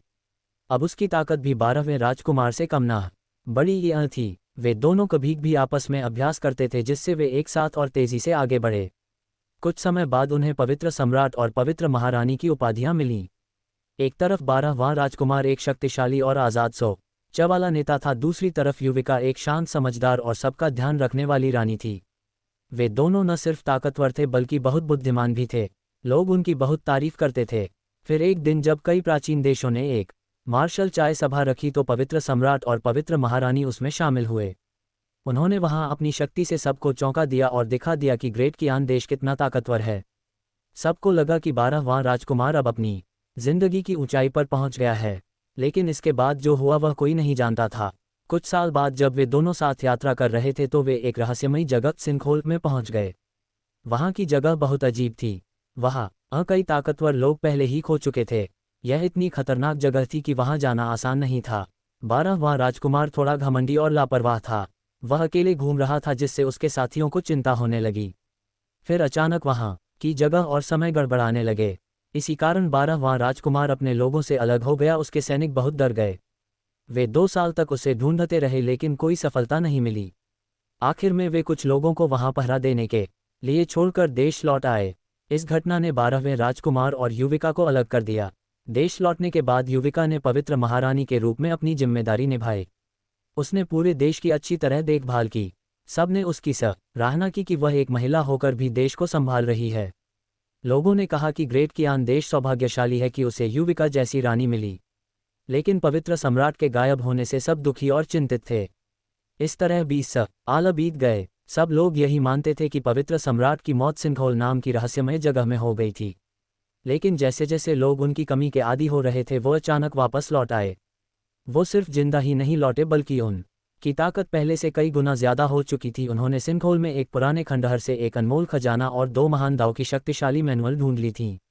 उन्होंने इन दोनों महान दाव मैनुअलों का थोड़ा सा हिस्सा सीख लिया था जिससे उनकी ताकत बहुत बढ़ गई थी। कहा जा सकता है कि उनकी किस्मत ही स्वर्ग से लड़ने की थी। जब पवित्र सम्राट वापस आए तो पूरे देश में खुशी की लहर दौड़ गई। लेकिन लोग अभी जश्न मनाने की तैयारी ही कर रहे थे कि एक बड़ी खबर ने सबको चौंका दिया। सेंट्रल स्टेट दिव्य क्षेत्र में एक पुराने समय के दिव्य लॉर्ड की मौत करीब थी। दिव्य क्षेत्र के नियमों के अनुसार उनकी मौत से पहले नए दिव्य लॉर्ड का चुनाव करना जरूरी था। इस चुनाव में सेंट्रल स्टेट के सभी लोग हिस्सा ले सकते थे, चाहे वो किसी भी उम्र या लिंग के हों। बस उनकी ताकत जरूरी स्तर की होनी चाहिए और उन्होंने कोई बड़ा अपराध न किया हो। जब पवित्र सम्राट को ये खबर मिली तो वे तुरंत ही सेंट्रल स्टेट की तरफ रवाना हो गए ताकि दिव्य लॉर्ड का पद हासिल कर सकें। एक दिव्य लॉर्ड के पास एक खास चिन्ह होता है, वो भगवानों जैसा दर्जा रखते हैं। हालांकि महान कियान साम्राज्य बहुत बड़ा और ताकतवर था, फिर भी वहां कभी कोई दिव्य लॉर्ड पैदा नहीं हुआ था। ऐसा केवल तब मुमकिन होता है जब किसी देश का भाग्य बहुत ऊंचा हो। लोग अपने पवित्र सम्राट को बहुत पसंद करते थे लेकिन ज्यादातर लोग नहीं मानते थे कि वे इस पद को हासिल कर पाएंगे, क्योंकि उनके मुकाबले में बहुत ही ज्यादा ताकतवर लोग थे। फिर भी अपने सम्राट को देखने के लिए बहुत से लोग सेंट्रल स्टेट पहुंच गए। हालांकि दिव्य लॉर्ड की यह प्रतियोगिता बहुत रहस्यमय और बड़ी थी। आम लोग उसे पास से नहीं देख सकते थे। सिर्फ दूर से उन्होंने देखा कि आकाश चमक रहा है। वहां बहुत ज्यादा ऊर्जा की लहरें बह रही थीं। ऐसा लग रहा था जैसे आकाश में कोई विशाल युद्ध चल रहा हो। ये युद्ध 10 दिन और 10 रातों तक चलता रहा। सब कुछ अंधकार और अफरा-तफरी में था। लोगों को इस युद्ध की कोई जानकारी नहीं थी। वो सिर्फ इतना जानते थे कि 13वें दिन उनका पवित्र सम्राट वापस लौट आया। उसने फटी हुई लंबी पोशाक पहनी थी और एक तलवार लिए अकेला खड़ा था। उन्हें जीत मिल चुकी थी। उन्होंने अपने सभी विरोधियों को हराकर महान दिव्य लॉर्ड का पद हासिल कर लिया था। पूरा महान कियान देश खुशी से झूम उठा। अब वह सिर्फ पवित्र सम्राट नहीं थे, वे अब सेंट्रल स्टेट दिव्य क्षेत्र के महान विश्व के दिव्य लॉर्ड यानी एजोर यांग लॉर्ड बन चुके थे। इसी के बाद उनकी प्रजा उन्हें रणविजय रिंधवा से एज और यांग लॉर्ड कहने लगे थे। अब वे सिर्फ एक सम्राट नहीं बल्कि एक दिव्य लॉर्ड भी थे। उनके पास दिव्य लॉर्ड की खास मुहर थी। इस समय उनका जीवन सबसे ऊंचे स्तर पर पहुंच चुका था। लेकिन इस पद के साथ एक बहुत बड़ी चुनौती भी थी। पुराने जमाने में जब देवताओं का अंत हुआ तब स्वर्ग के नियम टूट गए और 12 दिव्य स्वर्गों में फैल गए। इन दाव नियमों ने खुद ब खुद 72 खास चिन्ह बनाए। ये 72 चिन्ह हर दिव्य स्वर्ग में एक एक दिव्य लॉर्ड के पास होते थे। इन्हें दिव्य गॉड रॉयल सील कहा जाता था। अगर कोई व्यक्ति इस मुहर को अपने शरीर में पूरी तरह मिला ले तो उसकी ताकत बहुत ज्यादा बढ़ जाती है। यह मुहर किसी की ताकत को कई गुना बढ़ा सकती है। बिना इसके और इसके साथ बहुत फर्क होता है। लेकिन जैसे जैसे साधना स्तर बढ़ता है मुहर को पूरी तरह अपनाना और भी कठिन हो जाता है। 2 मार्शल आर्ट क्षेत्रों के बीच की दूरी बहुत बड़ी होती है, जैसे एक गहर बड़ी ईख है। इसलिए ये दिव्य मुहरें लोगों को ईर्ष्या में डाल देती हैं। उसी समय लोगों को ये भी पता चला कि रणविजय को सिंखोल में 2 महान विरासतें मिली थी, यांग गॉड मैनुअल और नरक के 9 पवित्र मैनुअल। ये दोनों बेहद शक्तिशाली और अनमोल मैनुअल मानी जाती थी। 12 दिव्य स्वर्गों में हर एक का अपना सबसे ऊंचा दाव नियम होता है, जिसे स्वर्गीय दाव या विधि कहा जा सकता है। हर विधि का एक सिद्धांत होता है जो स्वर्गीय दाव के बहुत करीब होता है। कुछ लोग मानते हैं कि ये 12 दिव्य ग्रंथ कैनन 12 प्राचीन शक्तिशाली देवताओं ने बनाए थे जिन्होंने 12 स्वर्गों को बनाया था। कुछ कहते हैं कि ये किसी एक आदिपुरुष देवता की मौत के बाद समय का एक साथ बने। कई लोग मानते हैं कि ये स्वर्ग और धरती के महान नियमों का परिणाम है। जो भी सच्चाई हो, इन दिव्य ग्रंथों का महत्व बहुत बड़ा है, इसमें कोई शक नहीं। रणविजय रंधावा के पास बहुत बड़ा खजाना था और उसे 2 पुराने मार्शल आर्ट मैनुअल की बची हुई प्रतियां भी मिली थीं। उसके पास दिव्य गॉड की रॉयल सील भी थी, इसलिए बहुत से लोग उसके खजाने और उसके पद को पाने की कोशिश कर रहे थे। रणविजय रंधावा खुले विचारों वाले इंसान थे। वह परंपराओं की परवाह नहीं करते थे और उन्होंने अपनी जिंदगी मार्शल आर्ट की खोज में लगाई थी। उन्होंने दुनिया भर के वीरों से दोस्ती की थी। वह अपने दोस्तों के लिए उदार थे और बिना किसी स्वार्थ के उनकी मदद करते थे, लेकिन दुश्मनों के मामले में वह बहुत सख्त थे। वह उन्हें मारने से कभी नहीं हिचकिचाते थे। समय के साथ लोगों को यकीन हो गया कि रणविजय रंधावा सच में बहुत ताकतवर हैं और वो इस ऊंचे पद को संभालने के लायक हैं। धीरे धीरे उसे चुनौती देने वालों की संख्या कम होती गई, लेकिन जो लोग उसे चुनौती देते थे वे भी बहुत ताकतवर होते थे। फिर एक दिन एक खास व्यक्ति सेंट्रल स्टेट दिव्य क्षेत्र में आया। ये क्षेत्र इंसानों का था, लेकिन यह नया चुनौती देने वाला एक फे जाति, जादुई जाति का व्यक्ति था। वह पश्चिमी समुद्र से आया था और वहां वह बहुत मशहूर था। लोग कहते थे कि वह एक दिन फे गॉड बन जाएगा। 12 स्वर्गों में इंसानों और फे जाति के बीच अच्छे संबंध नहीं थे। पहले दोनों के बीच कई युद्ध हो चुके थे। अब हालांकि शांति थी, लेकिन कभी भी झगड़े हो ही जाते थे। महान विश्व के दिव्य गॉड का पद सिर्फ इंसानों के लिए नहीं था। कोई भी जाति अगर ताकतवर हो तो वह स्वर्ग और धरती से मान्यता पाकर दिव्य गॉड की रॉयल सील को पा सकता था। लेकिन रॉयल सील किसी जाति के सम्मान की बात होती थी। अब जब एक फे जाति का ताकतवर व्यक्ति इंसानों की बड़ी इना पर आकर रॉयल सील लेने आया तो इंसानों को ये बात अच्छी नहीं लगी। जब रणविजय रंधावा को ये पता चला तो वह बहुत उत्साहित हुआ और उसकी आंखों में जोश की चमक थी। उसे उस फे व्यक्ति के बारे में पहले से पता था। उसका नाम था तेजेंद्र चंद, जो अपने लाल बालों की वजह से मशहूर था। उसके बालों में चांदी की लटकती लंटें भी थीं। तेजेंद्र चंद पश्चिमी समुद्र में बहुत ही प्रसिद्ध था। लोग कहते थे 1000 साल के इतिहास में वह सबस एक खास है। वह सच में बहुत अलग और खास था। हालांकि रणविजय रंधावा भी थोड़ा अजीब था, लेकिन वह बहुत सरल स्वभाव का और लोगों से मिलने जुलने वाला था। अपने लोगों से भी वह अच्छे से पेश आता था। लेकिन तेजेंद्र चंद वह छोटे ऊतर ही अलग था। वह इतना अजीब था कि उसके कोई दोस्त नहीं थे, यहाँ तक कि उसके अपने लोग भी उसकी नज़र में कुछ नहीं थे। बहुत जल्दी तेजेंद्र चंद ने ऐसा कुछ किया जो उसके अजीब स्वभाव के अनुसार ही था। वह फे जाति का एक अनोखा योद्धा था। उसने केंद्रीय राज्य के सबसे ऊंचे पर्वत पर खड़े होकर रणविजय रंधावा को खुली चुनौती दे दी। इस चुनौती में शुद्ध यांग नियम भी शामिल थे। जब उसने चुनौती लिखी तो वह सोने की रोशनी में चमकने लगी और हवा में उड़ती हुई वो शब्द पूरे आकाश में फैल गए, सैकड़ों मील दूर तक। इसमें साफ साफ लिखा था कि फे जाति इंसान जाति को चुनौती दे रही है। युद्ध का समय और स्थान भी लिखा गया था। पूरा सेंट्रल स्टेट दिव्य क्षेत्र इस चुनौती को आकाश में देख सकता था। ये खबर जल्दी ही सब जगह फैल गई। तेजेंद्र को सब घमंडी मानने लगे। राज्य के कई पुराने देशों के महान इंसानी योद्धा बहुत नाराज हुए। उन्हें लगा कि यह बहुत बड़ा अपमान है, क्योंकि फे जाति का व्यक्ति आकर उनके ही इलाके में इस तरह की चुनौती दे रहा था। तेजेंद्र चंद तो रॉयल सील को फे जाति में वापस ले जाना चाहता था, जो इंसानों के लिए बिल्कुल अस्वीकार्य था। जब रणविजय रंधावा ने ये सब देखा तो उसकी आंखों में लड़ने का जोश और भी बढ़ गया। वह खुद पर भरोसा करता था। उसे जितना ताकतवर दुश्मन मिलता वह उतना ही ज्यादा जोश में आ जाता। साथ ही वह अभी यांग गॉड मैनुअल के अगले स्तर में प्रवेश करने वाला था, जिससे उसकी ताकत और बढ़ने वाली थी। इसलिए ये चुनौती स्वीकार करने का सही समय था। रणविजय रंधावा तेजेंद्र चंद को हराकर अपनी ताकत की कहानी बनाना चाहता था। इस युद्ध को देखने के लिए दुनिया भर से कई महान लोग इकट्ठा होने लगे। फे जाति के कई शक्तिशाली लोग भी केंद्रीय राज्य में आ गए। युद्ध की तारीख से 1 महीना पहले ही हजारों प्रसिद्ध लोग वहां पहुंच चुके थे। आम योद्धाओं की संख्या तक वो बहुत ज्यादा थी। इसी समय रणविजय रंधावा एकांत साधना में चला गया। वह घमंडी था, लेकिन वह अपनी ताकत पर भरोसा करता था। उसने कभी भी बिना मेहनत के खुद को सबसे बड़ा नहीं माना। इस बार उसका मुकाबला बहुत ताकतवर दुश्मन से था। उसे किसी भी हालत में हार मंजूर नहीं थी। यह युद्ध उसके जीवन का सबसे बड़ा युद्ध बन चुका था। अगर वह हार जाता तो सिर्फ खुद की नहीं बल्कि पूरी मानव जाति की हार होती। साथ ही दिव्य गॉड की रॉयल सील भी छिन जाती और वह फे जाति के पास चली जाती। ये इंसानों के लिए बहुत बड़ी बेइज्जती होती। इसलिए रणविजय रंधावा ने ठान लिया कि वह रॉयल सील किसी भी हालत में नहीं छोड़ेगा। उसे पूरा भरोसा था कि वह जीत जाएगा, क्योंकि उसने सिंखोल रहस्यमय वाले क्षेत्र में 2 बहुत कीमती मैनुअल्स के अलावा एक खास चीज पाई थी, एक टूटी हुई तलवार की नोक। ये नोक सिर्फ 1 फुट लंबी थी और देखने में जंग लगी हुई और बेकार लगती थी। लेकिन अपनी समझ और अनुभव से रणविजय रंधावा ने उसमें कुछ खास देखा। वह पिछले 20 साल से इस तलवार की नोक के जरिए अपनी तलवार कला और यांग ऊर्जा को समझने की कोशिश कर रहा था। अब उसकी तलवार कला और यांग ऊर्जा की समझ बहुत ऊंचे स्तर पर पहुंच चुकी थी। अगर इस बार वह आगे बढ़ गया तो उसकी ताकत अकल्पनीय हो जाएगी, फिर चाहे तेजेंद्र चंद कितना भी ताकतवर क्यों न हो वह उसका मुकाबला नहीं कर सकेगा। दिव्य गॉड की रॉयल सील सेंट रल स्टेट और ग्रेट कियान साम्राज्य के पास ही रहेगी, ये तय था। इसलिए रणविजय रंधावा ने चुनौती स्वीकार करके एकांत साधना का फैसला लिया। वह इस भारी दबाव वाले मौके को एक सुनहरे मौके जैसा बनाना चाहता था। इसम उसकी मदद करने के लिए पवित्र महारानी युविका चंदेल भी उसके साथ एकांत में गईं। शुरू में साधना आसान नहीं थी, लेकिन युविका ने शुद्ध यांग ऊर्जा जुटाकर उसकी मदद की। वे दोनों लंबे समय से साथ साथ साधना करते आ रहे थे और युविका की समझ भी बहुत गहरी थी। युद्ध से 3 दिन पहले रणविजय रंधावा की साधना एक बहुत ही महत्वपूर्ण मोड़ पर पहुंच गई थी। इस समय वह शुद्ध यांग ऊर्जा को पूरी तरह समझने के करीब था। वह ध्यान की तनी गहरी अवस्था में था कि कोई भी उसे परेशान नहीं कर सकता था। वह साधना कक्ष में बंद था और युविका उसकी सुरक्षा कर रही थी, इसलिए उसे कोई चिंता नहीं थी। वह पूरी तरह शांत होकर बैठा था। उसके शरीर से शुद्ध आग ऊर्जा निकल रही थी, फिर वह उसे वापस अंदर खींच लेता था।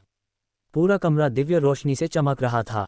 रणविजय रंधावा की आंखें बंद थीं और उसका चेहरा शांत था। उसे लग रहा था कि वह बस अभी सफलता हासिल कर लेगा। लेकिन न तभी एक हल्की छात जैसी आवाज आई, जैसे तलवार किसी चीज को चीर रही हो। रणविजय रंधावा ने कुछ महसूस करने से पहले ही एक तलवार सीधी उसके सीने में घुस गई। वह पूरी तरह ध्यान में था और उसे इसका कोई अंदाजा नहीं था। उसने आंखें खोली, शुद्ध यांग ऊर्जा पूरे कमरे में फैल गई, उसके कपड़े और त्वचा तक फट गई। वह खून से लथपथ हो गया। उसने देखा उसके सामने वही महिला खड़ी थी जो उसकी रक्षा कर रही थी, युविका चंदेल। उसके हाथ में तलवार थी और वह तलवार उसके दिल से होकर निकल चुकी थी। रणविजय रंधावा को यकीन ही नहीं हुआ कि जिस स्त्री पर उसने हमेशा भरोसा किया उसी ने उसे धोखा दिया। वह खून में डूबा बैठा था, लेकिन उसकी नज़र बस युविका पर टिकी थी। उसने देखा कि युविका की आंखें बिल्कुल ठंडी थीं, जैसे वो कोई अजनबी हो। जब युविका ने तलवार खींची तो उसे ऐसा लगा कि उसकी आत्मा भी उसी के साथ खींची जा रही है। रणविजय रंधावा ने दर्द में हाथ बढ़ाकर उस तलवार को पकड़ लिया जो अभी भी खून से सनी थी। उसके होंठ कांप रहे थे। वह बस एक ही सवाल कर पाया, क्यों? उसकी आवाज़ कांप रही थी, जैसे वह एक डरावने सपने में फंसा हो और उससे बाहर नहीं निकल पा रहा हो। उसे मौत का डर नहीं था, लेकिन वो जानना चाहता था कि युविका ने ऐसा क्यों किया। लेकिन युविका ने कुछ भी नहीं कहा। वह सिर्फ चुपचाप खड़ी रही, जैसे वो अब कोई और हो। ब्लेड ने रणविजय रंधावा के शरीर को चीर दिया। दर्द बहुत तेज था, लेकिन यह उस दर्द के सामने कुछ भी नहीं था जो वह अपने दिल के अंदर महसूस कर रहा था। उसी पल रणविजय को लगा जैसे उसकी पूरी दुनिया टूट गई है। उसका घमंड, उसकी आज़ाद जिंदगी और उसका सुनहरा सैन्य भविष्य, सब कुछ खत्म हो चुका था। इस एक वार ने सब कुछ बिखेर दिया था। वह हमेशा जोश से भरा रहता था, उसने कभी हार या दुख महसूस नहीं किया था। लेकिन अब उसकी आंखों के कोने फट चुके थे, जैसे उसकी आत्मा धीरे धीरे उसके शरीर से बाहर जा रही हो। उसने तलवार को मजबूती से पकड़ा, लेकिन उसकी हथेली से खून बह रहा था। क्यों, बताओ क्यों? वह बार बार यही शब्द दोहराता रहा। सफ़ेद कपड़े पहने युविका ने उसकी ओर देखा। उसके होंठ हिले मानो कुछ कहना चाहती हो, लेकिन आखिर में बस एक गहरी सांस ली। तलवार को पूरी तरह बाहर खींच लिया गया और खून की धारा बह निकली। खून युविका के सफ़ेद कपड़ों पर फैल गया, जैसे उन पर लाल बेर खिल गए हों। शुरू से अंत तक युविका ने एक शब्द भी नहीं कहा था। रणविजय जमीन पर गिर पड़ा और उसके चारों ओर खून फैलने लगा। तलवार सीधे उसके दिल में घुसी थी और उसके शरीर में मौजूद शुद्ध यांग ऊर्जा बेकाबू होकर उसकी नसों को तोड़ रही थी। इसके बावजूद उसने अपनी सारी ताकत नहीं खोई थी, लेकिन इस समय वह खुद को ठीक करने के बारे में भूल चुका था। उसने अपनी जिंदगी हमेशा ताकतवर बनकर जीती और कभी किसी से हारा नहीं था। शायद वह सोच सकता था कि किसी दिन वह किसी दुश्मन के हाथों मारा जाएगा, लेकिन उसने कभी नहीं सोचा था कि जिसे वह सबसे ज्यादा चाहता है वही युविका उसे धोखा देगी। युविका चली गई। उसने रणविजय पर और हमला नहीं किया। वह रहस्यमयी तलवार की नोक अपने साथ ले गई, लेकिन उसने रणविजय की अंगूठी नहीं छुई। उस अंगूठी में यांग गॉड मैनुअल और नरक के 9 पवित्र मैनुअल जैसे कीमती ग्रंथ थे। रणविजय बेबस होकर देखता रहा कि युविका जाते जाते कमरे के सुरक्षा जाल को बंद कर गई। उसने कुछ नहीं कहा, उसे रोका भी नहीं। वह पूरी तरह से टूट चुका था। युविका वह रहस्यमयी तलवार की नोक अपने साथ ले गई, लेकिन रणविजय जानता था कि अगर वह उसे मांगती तो वह उसे वो सब कुछ दे देता, चाहे वो ग्रंथ हो या वो तलवार। असल में आज तक युविका पहले ही यांग गॉड मैनुअल और नरक के 9 पवित्र मैनुअल के अवशेष देख चुकी थी। उसने इन दोनों महान दाव की बातें याद भी कर ली थीं। जहां तक आर की नोक की बात थी, अगर युविका कुछ सीखना चाहती तो रणविजय बिना किसी संकोच के वह नोक उसे दे देता, और अगर वह सच में उस नोक को लेना चाहती तो वह आराम से लेकर जा सकती थी। यहाँ तक कि अगर उसने सीधे सीधे मांगा होता तो रणविजय वह तलवार की नोक उसे उपहार में दे देता। उसे ऐसा करने की ज़रूरत ही नहीं थी। रणविजय समझ ही नहीं पा रहा था कि युविका ने ऐसा क्यों किया। वह 3 दिन और 3 रातें उसी कमरे में बैठा रहा। वह बस वह ही बैठा रहा, पूरी तरह से गुमसुम और परेशान। जमीन पर खून सूख चुका था। रणविजय इस सवाल का जवाब जानने के लिए पागल हो रहा था, युविका ने ऐसा क्यों किया। पूरा सेंट्रल स्टेट इस घटना से अनजान था। किसी को ये भी नहीं पता था कि पवित्र महारानी युविका राज्य छोड़कर गायब हो चुकी थी, बिना किसी निशान के। घटना कितनी भी चौंकाने वाली क्यों न हो, कुछ सच्चाइयां नहीं बदली थीं। रणविजय को अब भी अपनी किस्मत की निर्णायक लड़ाई तेजेंद्र चंद के साथ लड़नी थी, जो फे जाति का एक शक्तिशाली योद्धा था। ये युद्ध इंसानों और फे जाति के बीच बहुत ही अहम माना जा रहा था। ये सिर्फ रणविजय और तेजेंद्र चंद की लड़ाई नहीं थी, यह पूरे केंद्रीय राज्य के लिए सम्मान और अस्तित्व की लड़ाई थी। यहाँ तक कि केंद्रीय राज्य के पास के दूसरे दिव्य प्रदेश भी इस युद्ध के नतीजों को लेकर चिंतित थे। ये युद्ध ये तय करेगा कि स्वर्ग में इंसानों का भविष्य ज्यादा ताकतवर होगा या फे जाति का। रणविजय लड़ाई वाले दिन तक कमरे में ही बैठा रहा। वह ये युद्ध छोड़ नहीं सकता था, भले ही उसकी मेरिडियन अभी भी पूरी तरह से ठीक नहीं हुई थी और वह अपने आखिरी ब्रेक थ्रू में असफल रहा था, लेकिन उसे इस चुनौती का सामना करना ही था। वह पहले ही अपनी जिंदगी की सबसे प्यारी औरत को खो चुका था, अब वह अपने मार्शल पद से पीछे नहीं हट सकता था। युद्ध स्थल वांशी पर्वत। रणविजय रंधावा और तेजेंद्र चंद हवा में एक ऊंचे स्थान पर आमने सामने खड़े थे। बहुत से लोगों की नज़रों के सामने तेजेंद्र चंद ने अपनी लंबी सेबर निकाली। ये सेबर भूरे सफ़ेद रंग की रीढ़ की हड्डी से बनी थी और इसका हैंडल बहुत लंबा था। इसकी ब्लेड पतली और लंबी थी, जैसे कोई रक्तलाल रंग की पत्ती हो। युद्ध शुरू हुआ। रणविजय ने इस युद्ध से पहले बहुत दुख झेला था, तन से भी और मन से भी। लेकिन जैसे ही युद्ध शुरू हुआ वह पूरी तरह बदल गया। अब उसकी आंखों में सिर्फ लड़ाई का जुनून था और सामने था उसका दुश्मन। ये युद्ध बहुत भयानक था। तलवारों और तलवार क्यूई की टकराहट से जमीन टूटकर घाटियों में बदल रही थी। आसमान के बादल चीर दिए गए, बर्फ से ढके पहाड़ पिघलकर रेत बन गए, और यह सब कुछ यांग ऊर्जा की ताकत से हो रहा था। लड़ाई बेहद जबरदस्त थी, लेकिन अंत में रणविजय रंधावा हार गया। तेजेंद्र चंद की सेबर के 12 वारों ने रणविजय रंधावा का शरीर चीर दिया और सके खून से आसमान लाल हो गया। अपनी शक्तियों के खत्म हो जाने और मेरिडियन के बंद हो जाने के कारण रणविजय जोर से जमीन पर गिर पड़ा। एक समय का अजेय योद्धा, केंद्रीय राज्य के दिव्य क्षेत्र का महान सेनापति आज ऐसे गिरा जैसे पर्वत टूट गया हो। वह हार चुका था और यह हार अपमानजनक थी। उसने अपना भविष्य भी खो दिया था। उसके जीवन का पहला हिस्सा वीरता, सम्मान और यश से भरा हुआ था। वह ताकत का प्रतीक था जिसने अपनी शक्ति से संसार को झुका दिया था। उसके नाम पर गाथाएं रची जाती थीं और असंख्य वीर पुरुष व सुंदर स्त्रियां उसकी ओर आकर्षित होते थे। पर अब सब कुछ खत्म हो गया था। तेजेंद्र चंद ने रणविजय को मारा नहीं, उसने उसे जानबूझकर जिंदा छोड़ा। लेकिन रणविजय का भविष्य अब शून्य था। पूरा केंद्रीय राज्य इस हार से दुखी था। जिन नायकों ने उसे देख प्रेरणा पाई थी वे अब केवल अफसोस और गहरी सांसें भर सकते थे। फे जाति के योद्धा वे केवल हंस रहे थे। तेजेंद्र चंद, फे जाति का सर्वोच्च योद्धा, रणविजय की ओर देख रहा था। उसकी नज़रों में तिरस्कार था। उसके होंठों पर एक नुकीली मुस्कान उभरी। तो क्या हुआ अगर मैंने तुम्हारी सस्ती जान बख्श दी? तुम मुझे कभी चुनौती नहीं दे पाओगे। हमारी ताकतों के बीच की दूरी अब केवल बढ़ेगी। इतना कहकर तेजेंद्र चंद ने अपना सींग रणविजय की चेस्ट में घुसेड़ दिया और फिर उसे झटका देकर बाहर खींच लिया। हड्डियों और मांस के टूटने की आवाज़ आई। रणविजय का शरीर कांप उठा। ऐसा लगा जैसे उसका दिल निकाल लिया गया हो। उसकी आंखें धुंधली हो गईं, चेहरा सफ़ेद, और वो तेजेंद्र चंद को देखता रह गया, बिल्कुल असहाय। अब तेजेंद्र चंद के हाथ में था एक चमकता हुआ रक्तरंजित धातु चिन्ह, दिव्य गॉड रॉयल सील, जिसे रणविजय ने अपने शरीर में वर्षों से साधा था। अब वह जबरदस्ती उसके शरीर से निकाल लिया गया था। रणविजय को ऐसा लगा मानो उसकी रीढ़ की हड्डी बड़ी ई को ही खींच लिया गया हो। अब से अज्योर यांग लॉर्ड की उपाधि मेरी होगी। हा हा हा। तेजेंद्र चंद जोर से हंस पड़ा।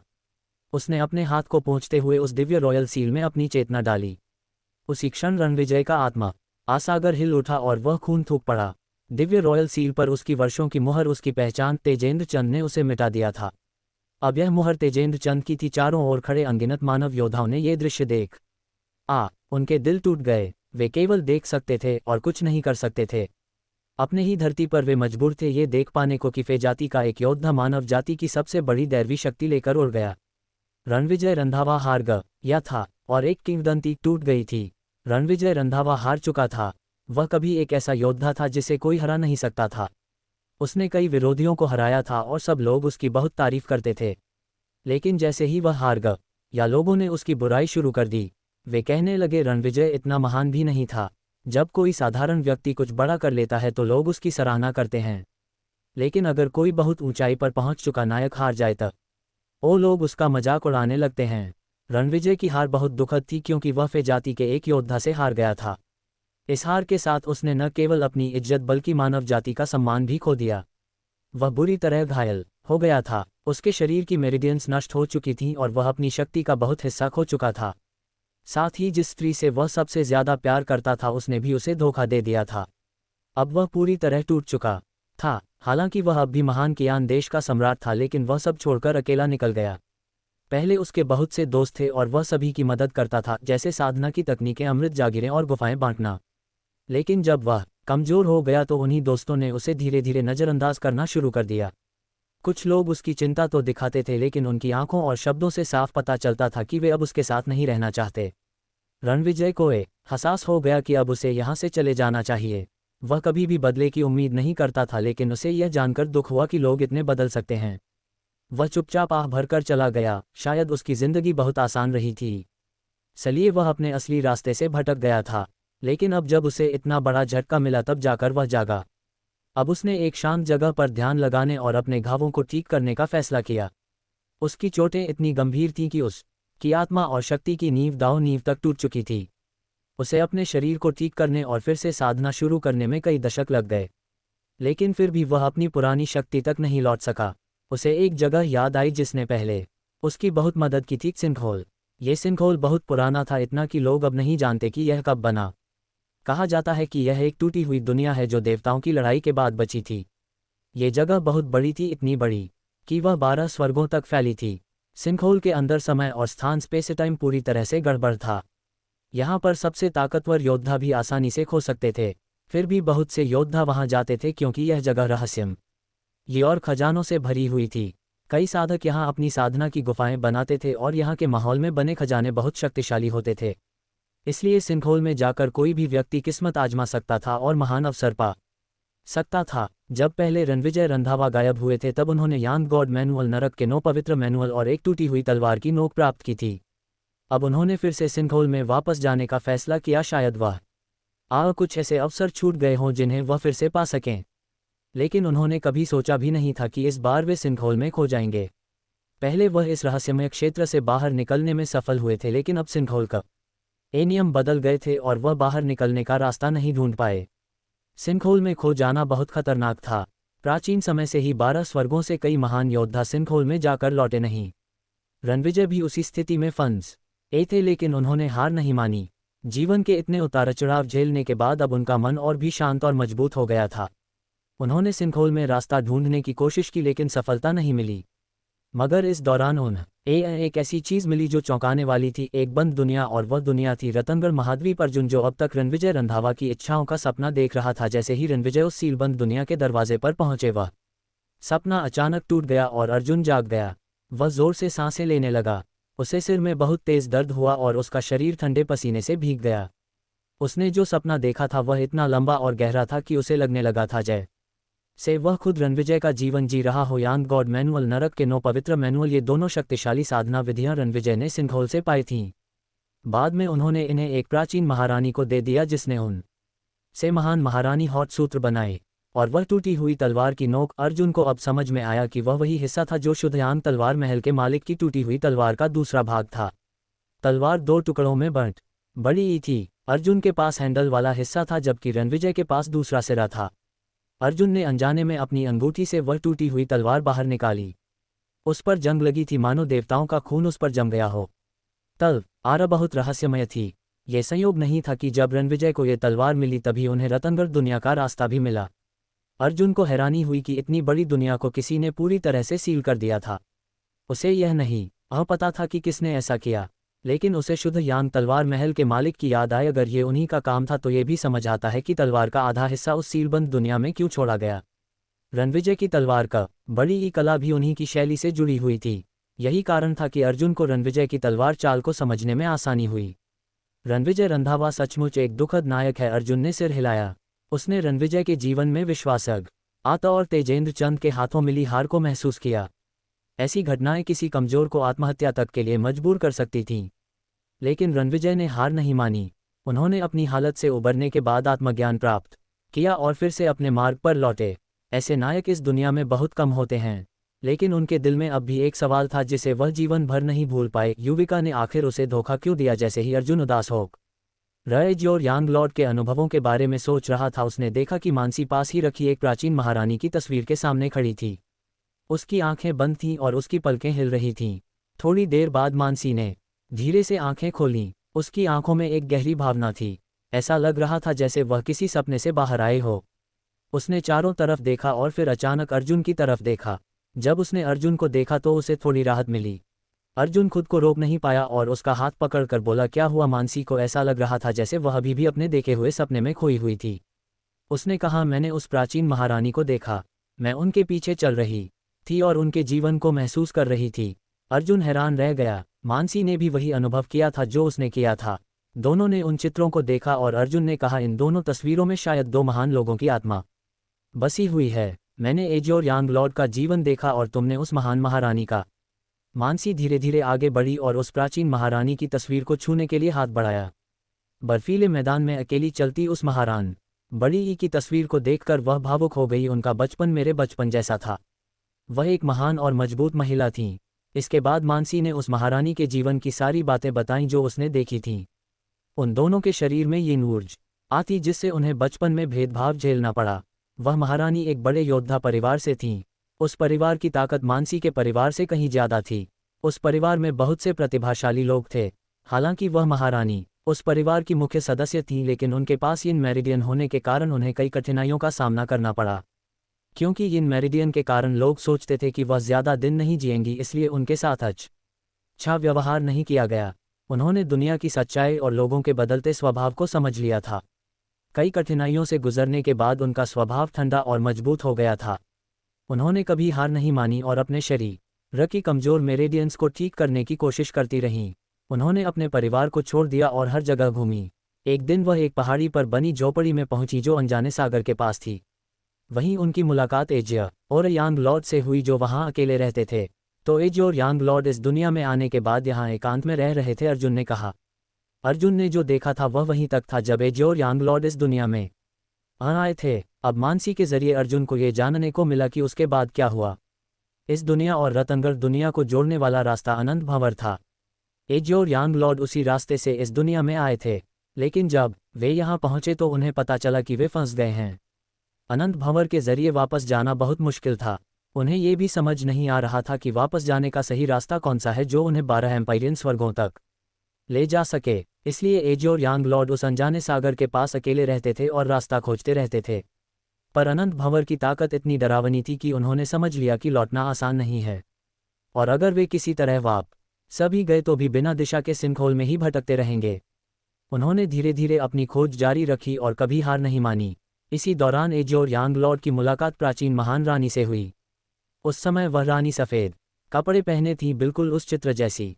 वह बर्फ में खिले एक अकेले सुंदर फूल की तरह दिख रही थीं। जब एजिया और यांग लॉर्ड ने उन्हें पहली बार देखा तो वह समझ गया कि उनके शरीर की मेरिडियन पहले ही बंद हो चुकी था। बड़ी लेकिन उसकी आंखों में उसे कोई कमजोरी या खुद पर तरस नजर नहीं आया। ऐसा लग रहा था कि यह महिला कभी हार नहीं मानेगी, चाहे रास्ता कितना भी खतरनाक क्यों ना हो। वह अपने रास्ते खुद बनाएगी, चाहे तलवार से ही क्या और न काटना पड़े। उसके इस मजबूत स्वभाव ने एजिया और यांग लॉर्ड को उसके बारे में और जानने को प्रेरित किया। उसे उसमें युविका चंदेल की छवि भी दिखी। एजिया और यांग लॉर्ड को हमेशा से प्रतिभावान लोग पसंद थे, और क्योंकि यह रानी थोड़ी बहुत युविका जैसी लग रही थी, उसने पहली बार किसी से खुद बात करने की पहल की। वह नहीं जानता था कि वह ऐसा क्यों कर रहा था, शायद इसलिए क्योंकि यह एक अजनबी दुनिया थी और वह अकेला महसूस कर रहा था। उसने उसे मार्शल आर्ट्स के कुछ सुझाव दिए और बाद में उसे अपना शिष्य बना लिया। जब महान महारानी ने पहली बार एजिया और यांग लॉर्ड को देखा तब उन्हें भी समझ आ गया कि वह साधारण व्यक्ति नहीं है। फिर और यांग लॉर्ड ने उन्हें एक बहुत ही खास साधना तकनीक सिखाई, शुद्ध यांग साधना, जो रतनगढ़ दुनिया की किसी भी तकनीक से कहीं बेहतर थी। प्राचीन महान रानी एक बड़े और शक्तिशाली परिवार से थीं। उन्होंने बहुत सार बड़ी किताबें और साधना की विधियां देखी थीं, लेकिन एजिया और यांग लॉर्ड की दी गई तकनीकें बिल्कुल अनोखी और नई थीं। इससे उन्हें उम्मीद की एक नई किरण मिली। उन्होंने सोचा कि शायद अब वे अपनी बंद में रेडियंस को ठीक कर सकती हैं। उन्होंने पूरी मेहनत से साधना की और क्योंकि वे बहुत ही प्रतिभाशाली थीं उन्होंने शुद्ध यांग साधना में तेजी से प्रगति की। एज्योर यांग लॉर्ड भी हैरान था। उसने कभी सोचा नहीं था कि उसके अकेले पन में आया यह मोड़ उसे इतनी आश्चर्यजनक दिशा में ले जाएगा। प्राचीन महान रानी वास्तव में एक अनमोल प्रतिभा थी। शुरुआत में एज्योर यांग लॉर्ड बस उन्हें कुछ सामान्य बातें सिखाने वाले थे, लेकिन जब उन्होंने उनकी प्रतिभा देखी तो उन्होंने उनका सही मार्गदर्शन शुरू किया। ये बात दुखद थी कि इतनी योग्य महिला सिर्फ अपनी बंद मेरेडियंस के कारण साधना का रास्ता छोड़ चुकी थी। आखिरकार एज्योर यांग लॉर्ड ने उन्हें यह गॉड मैनुअल दिया जो उन्होंने सिंखोल से पाया था, और जब महारानी ने इसमें महारत हासिल कर ली तो उन्होंने नरक के 9 पवित्र मैनुअल भी उन्हें सिखाया। प्राचीन महारानी की शक्ति तेजी से बढ़ने लगी। जब एज्योर यांग लॉर्ड ने ये देखा तो उन्होंने खुद को पहले जैसा महसूस करना शुरू किया, वह जो निडर और स्वतंत्र था वह फिर से अपने पुराने स्वभाव में लौटने लगा, बिना किसी डर के पूरी आज़ादी के साथ। महारानी की शक्ति छोटी ई अब इतनी बढ़ चुकी थी कि वह रतनगढ़ दुनिया के स्तर से भी ऊपर जा चुकी थी। कुछ समय बाद एज्योर यांग लॉर्ड और प्राचीन महान महारानी मुख्य भूमि की ओर गए। उन्होंने नश्वर क्षेत्र का भ्रमण किया और समय के साथ छोटे ऊनिया में आए बदलावों को देखा। जब महारानी की ताकत इतनी बढ़ गई कि वह यांग गॉड के स्वर्ग के कई बड़े योद्धाओं से भी ज्यादा शक्तिशाली बन गई तब उन्होंने एक और ऐसा कदम उठाया जिसे देखकर एज्योर यांग लॉर्ड चकित रह गया। वह 2 महान अवशेष मैनुअल, यांग गॉड मैनुअल और नरक के 9 पवित्र मैनुअल से एक नई साधना विधि बनाने में सफल हो गईं। उन्होंने उसका नाम रखा महान महारानी हॉट सूत्र। शायद यह उन्हीं टूटी हुई मेर छोटी ईडियन की वजह से था जिन्होंने उन्हें ये ऊंचाइयां छूने के लिए प्रेरित किया। अपने शरीर की सीमाओं को तोड़ने की उनकी दीवानगी ने उन्हें ऐसा अद्भुत ज्ञान रचने की शक्ति दी। महान महारानी हॉट सूत्र को दुनिया के सबसे दुर्लभ और अनमोल साधना ग्रंथों में से एक कहा जा सकता है।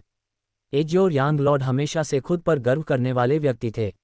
वह सोचते थे कि केवल युविका चंदेल ही वह महिला थी जो कभी उन्हें आश्चर्यचकित कर सकती थी, पर उन्होंने कभी नहीं सोचा था कि वह किसी और को देखेंगे जो युविका से भी आगे निकल जाएगी।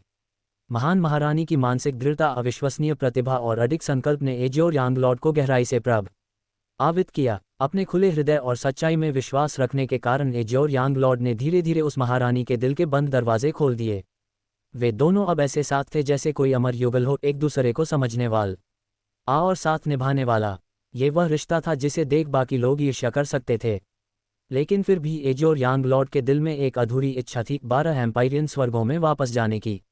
वह फिर से अपनी खोई छोटी हुई प्रतिष्ठा और गौरव को हासिल करना चाहता था, और सबसे महत्वपूर्ण बात वह युविका चंदेल से पूछना चाहता था कि आखिर उसने उसे धोखा क्यों दिया। ये सवाल उसके मन में एक गांठ की तरह बैठा था। जब तक इसका जवाब न छोटी इल जाए तब तक वह कभी भी संतुष्ट नहीं हो सकता था। इसलिए उसने बार बार सिंखोल तक वापसी का रास्ता खोजने के लिए अनंत भंवर में प्रवेश किया। अब उसके साथ थी महान महारानी।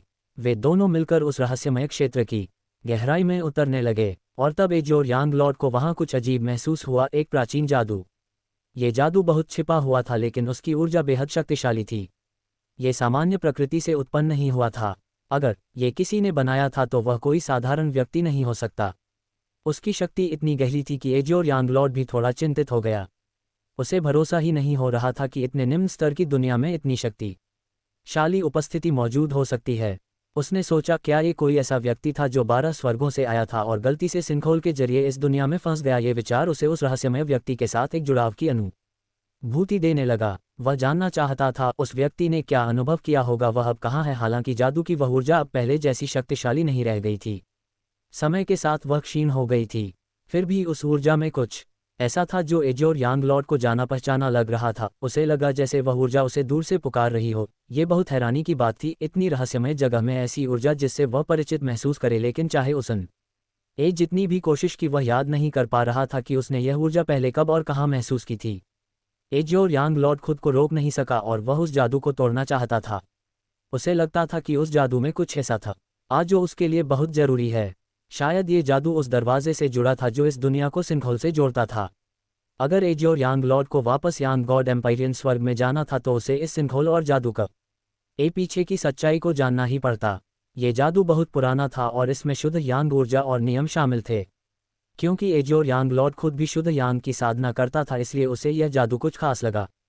उसने इस जादू में छिपे नियमों को समझना शुरू किया और उसे अपने बनाए हुए यांग गॉड मैनुअल के साथ मिलाया। धीरे धीरे उसने जादू की कई गहराइयों को समझ लिया। इसके बाद वह ईश्वरीय समाधि ले स्थल में 7 साल तक ध्यान में बैठा रहा। उन 7 सालों में एक प्राचीन महान रानी उसके साथ रही और उसने लॉस को समझाने में उसकी मदद की। वह महारानी शुद्ध यीन ऊर्जा की साधना करती थी जो यांग से एकदम उलट थी और इससे एजियोर यांग लॉर्ड को नई समझ मिली। कई सालों की मेहनत और कोशिशों के बाद एजियोर यांग लॉर्ड आखिरकार उस पुराने जादू को तोड़ने में सफल हो गया। जैसे ही उसने जादू को तोड़ा उसे एक जोरदार ऊर्जा का झटका लगा। उसका शरीर कांप उठा और उसने खून की उल्टी कर दी। उसने कोई ऐसा अवसर नहीं देखा जैसा वो सोच रहा था, बल्कि उसे सिर्फ एक बहुत बड़ी आंख की कल्पना दिखाई दी। वह आंख बहुत ठंडी लग रही थी, जैसे उसे किसी चीज़ की परवाह ही न हो। एजोरिया, गलॉर्ड और महान महारानी दोनों चौंक गए। अचानक उस आंख से एक भयानक ऊर्जा निकली और सीधे आसमान की तरफ चली गई। यह ऊर्जा पहले सागर में गई, फिर रतनगढ़ दुनिया में और फिर आसमान के पार। इसके बाद आसमान फटने लगा। एज योर यांग लॉर्ड ने देखा कि आसमान में दरारें पड़ गईं और बड़े बड़े टुकड़े जमीन पर गिरने लगे। ये टुकड़े पहाड़ों को तोड़ते और नदियों को चीरते हुए गिर रहे थे। इसने कई पुराने योद्धा स्थलों को भी नष्ट कर दिया। मनुष्य और योद्धा सब इस ऊर्जा के आगे बहुत छोटे लग रहे थे। सब नष्ट हो गए। पूरी रतनगढ़ दुनिया में मौत और तबाही फैल गई। एजियोर यांग लॉर्ड ये देखकर हैरान रह गया। उसने समझा कि जो आसमान के टुकड़े गिरे थे वह असली आसमान नहीं थे। असली आसमान तो अनंत है।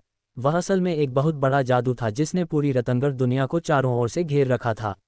और यही वह जादू था जिसने एजियोर यांग लॉर्ड को 12 एम्पायरियन स्वर्गों में वापस जाने से रोका था।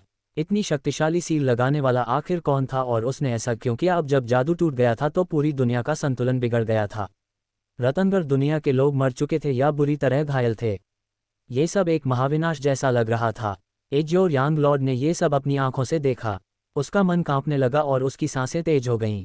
उसे महसूस हुआ कि यह सब तबाही उसी के कारण हुई है। जब उसने उस पुराने जाद बड़े ऊ को खोला, ईश्वरीय समाधि स्थल में उसे कोई अवसर नहीं मिला, बल्कि एक बक्सा मिला जिसमें एक खतरनाक दुष्ट राक्षस को बंद किया गया था।